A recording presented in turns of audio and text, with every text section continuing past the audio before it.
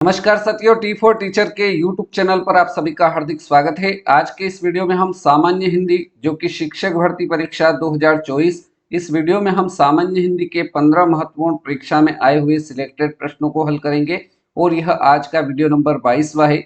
यदि आपने इसके बाकी पार्ट नहीं देखे हैं तो प्लेलिस्ट में जाकर इसके बाकी भागों को देखकर आपकी हिंदी की तैयारी को और भी अच्छा कर सकते हैं।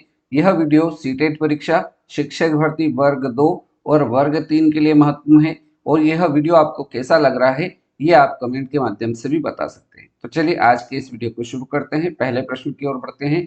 पहला प्रश्न है, अनश्वर शब्द के लिए एक वाक्य बताना है। अनश्वर शब्द के लिए एक वाक्य क्या होगा? ऑप्शन ए है ईश्वर को न मानने वाला, बी है नष्ट होने वाला, सी है नष्ट न होने वाला, डी है जो इंद्रियों के द्वारा न जाना जा सके।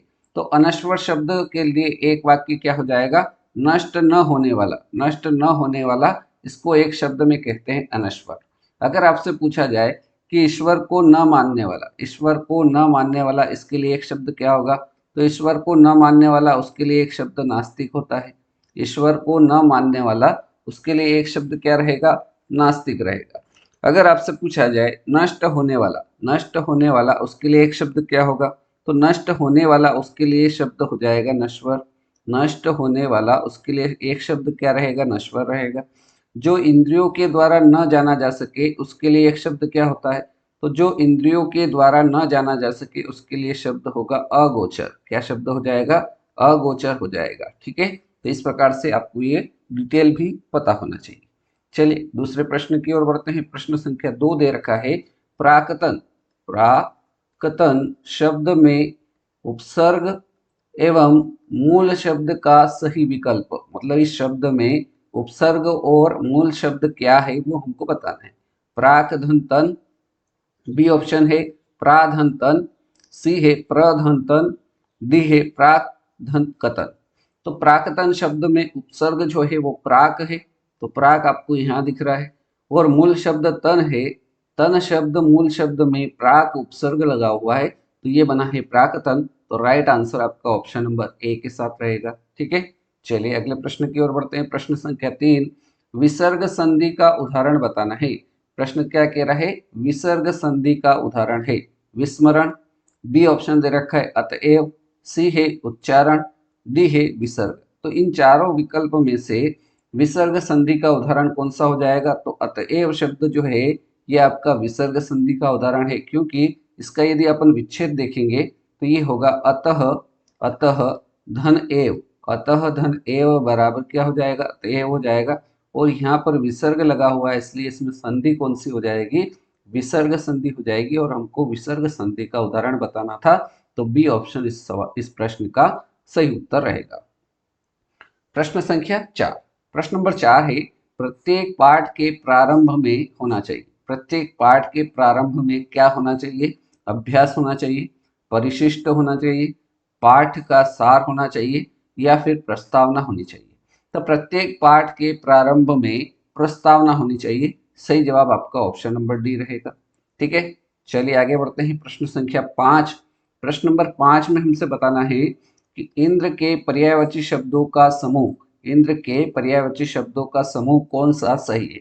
ऑप्शन नंबर ए देखते हैं, मधवा। मधवा इंद्र का पर्यायवाची शब्द है।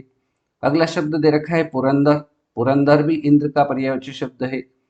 अगला शब्द दे रखा है सचिपति, तो ये भी इंद्र का पर्यायवाची शब्द है। अगला शब्द इसी में दे रखा है वासव, तो ये शब्द भी इंद्र का पर्यायवाची शब्द है। तो सही शब्दों का समूह जो हो जाएगा वो option number A right answer इस प्रश्न का रहेगा। चलिए आगे बढ़ते हैं। प्रश्न संख्या 6, प्रश्न नंबर 6 कह रहा है, रंगमंच पर पर्दे के पीछे का स्थान कहलाता है। रंगमंच पर पर्दे के पीछे का जो स्थान होता है वो क्या कहलाता है? नेपथ्य कहलाता है, नैऋत्य कहलाता है, प्रेक्षागृह कहलाता है, या फिर अलिंद कहलाता है? तो रंगमंच पर पर्दे के पीछे का स्थान नेपथ्य कहलाता है। सही जवाब आपका ऑप्शन नंबर एक साथ जाएगा। अगर आपसे पूछा जाए, अगर आपसे क्या पूछा जाए, प्रश्न कह सकता है कि जहां पर अभिनय किया जाता है, जहां पर अभिनय किया जाता है उसको क्या कहा जाता है? तो उसको कहा जाता है प्रेक्षागृह। तो यहाँ पर मैं लिख रहा हूं, जहां पर अभिनय किया जाता है, जहां पर अभिनय किया जाता है उसको क्या कहा जाता है, तो उसको कहा जाता है प्रेक्षागृह। जहाँ पर अभिनय किया जाता है उसको क्या कहा जाता है, तो उसको कहा जाता है प्रेक्षागृह। ये आपको याद रखना है। आगे बढ़ा जाए, प्रश्न संख्या 7। प्रश्न नंबर 7 है, निम्न में से किस शब्द में बहुब्रीहि समास है। मतलब आपसे प्रश्न पूछ रहा है कि बहुब्रीहि समास का उदाहरण बताना है। पंचसेरी, पंचसेरी यहाँ संख्या आई है, तो यहाँ जहाँ संख्या आती है वहाँ कौन सा समास होता है, वहाँ आपका द्विगु समास हो जाएगा। तो पहले ऑप्शन में तो द्विगु समास रहेगा। दूसरा ऑप्शन ऑप्शन चेक करते हैं, चौराहा। चौराहा शब्द में संख्या आई है 4 राहों का समाहार, तो यहाँ पर भी आपका समास कैसा हो जाएगा, द्विगु समास हो जाएगा। अगला शब्द है शताब्दी। शताब्दी में देखो, शताब्दी में 100, तो यहाँ पर भी संख्या आई है, तो ये भी आपका कौन से समास का उदाहरण है, द्विगु समास का। अगला शब्द है पंजाब। तो पंजाब, पंजाब का अर्थ क्या होता है, 5 नदियों वाला क्षेत्र। क्या शब्द, इस शब्द का अर्थ क्या होता है, 5 नदियों वाला, 5 नदियों वाला क्षेत्र, अर्थात क्या हो जाएगा, पंजाब हो जाएगा। तो यहाँ पर आपको बहुब्रीहि समास का उदाहरण बताना था, तो ऑप्शन नंबर डी आपका राइट आंसर रहेगा। क्या होता है बहुब्रीहि समास, तो जहाँ पर प्रथम पद दूसरे पद की विशेषता बताए और फिर दोनों पद मिलकर किसी अन्य पद की विशेषता बताते हैं, तो वहाँ पर आपका जो समास होता है वो बहुब्रीहि समास होता है। तो ये बहुब्रीहि समास की आपको परिभाषा भी याद होना चाहिए। आगे बढ़ते हैं, प्रश्न संख्या 8। प्रश्न नंबर 8 दे रखा है, भाषा शिक्षण का आदर्श वातावरण है। भाषा शिक्षण का आदर्श वातावरण क्या है। ऑप्शन नंबर ए, भाषागत शुद्धता पर अत्यधिक ध्यान। बी है, विद्यार्थियों को अभिव्यक्ति के भरपूर अवसर। सी है, अध्यापक का एकालाप। डी है, दृश्य श्रव्य सामग्री का प्रचुर उपयोग। तो भाषा शिक्षण का आदर्श वातावरण जो है वो विद्यार्थियों को अभिव्यक्ति के भरपूर अवसर प्रदान करना, option number B right answer रहेगा। प्रश्न संख्या 9। प्रश्न नंबर 9 है, अवर शब्द का विलोम शब्द क्या होगा। अवर शब्द का हमसे विलोम शब्द पूछा है, अपर होगा क्या, तो अपर इसका विलोम शब्द नहीं रहेगा। दूसरा होगा क्या, दूसरा भी इसका विलोम शब्द नहीं है, क्योंकि हमें शब्द अवर दे रखा है और अवर का विलोम शब्द प्रवर होता है। अवर का विलोम शब्द क्या होता है, प्रवर होता है। सही जवाब ऑप्शन नंबर सी रहेगा। चलिए आगे बढ़ते हैं, प्रश्न संख्या 10। 10 नंबर का प्रश्न दे रखा है, जातिवाचक एवं व्यक्तिवाचक संज्ञाओं का कौन सा युग्म गलत है। कौन सा युग्म गलत है वो हमको बताना है।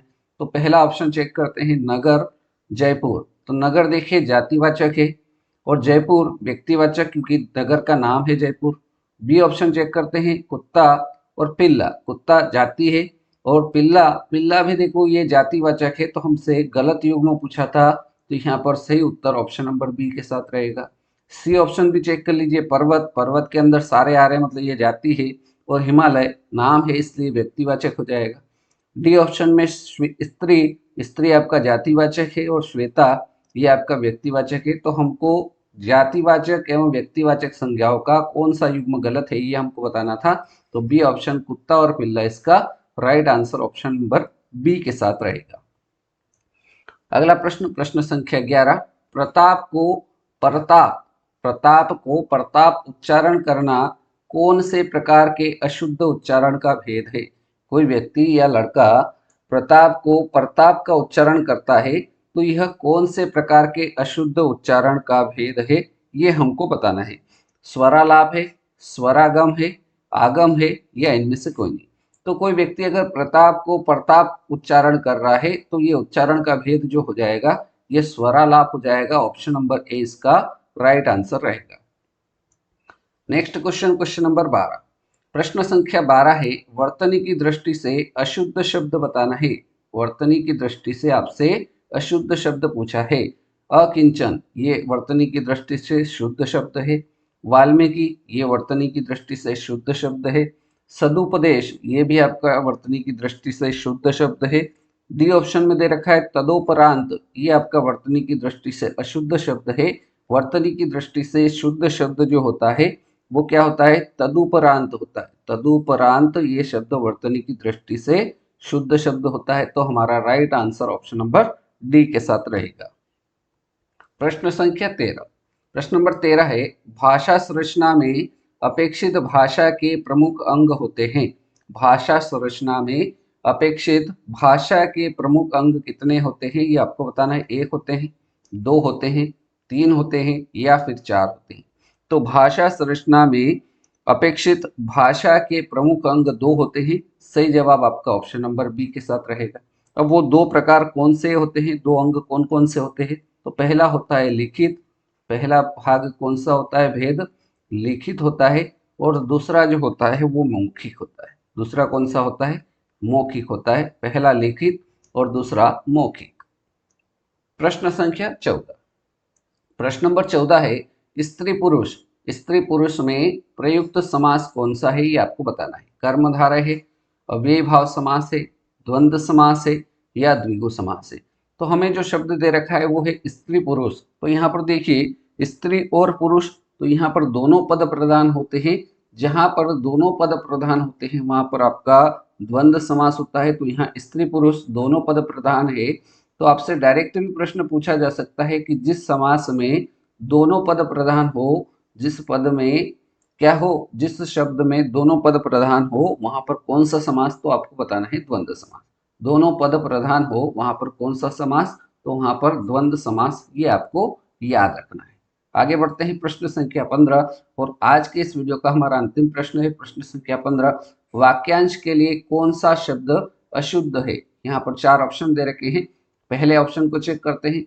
जिसकी आशा न की गई हो, जिसकी आशा न की गई हो उसको अप्रत्याशित कहते हैं। ये बिल्कुल शुद्ध शब्द है। बी में दे रखा है क्षण में या शीघ्र टूटने वाला, इसके लिए एक शब्द दे रखा है खंड। तो ये इसके लिए अशुद्ध शब्द है। क्षण में या शीघ्र टूटने वाला इसको कहा जाता है एक शब्द में क्या कहा जाता है? क्षण भंगुर कहा जाता है। तो क्षण भंगुर जो रहेगा इसका राइट आंसर रहेगा। लेकिन आपको यहाँ पर कौन सा शब्द अशुद्ध है ये बताना था, तो आपका बी ऑप्शन जो रहेगा वो इसका करेक्ट आंसर हो जाएगा।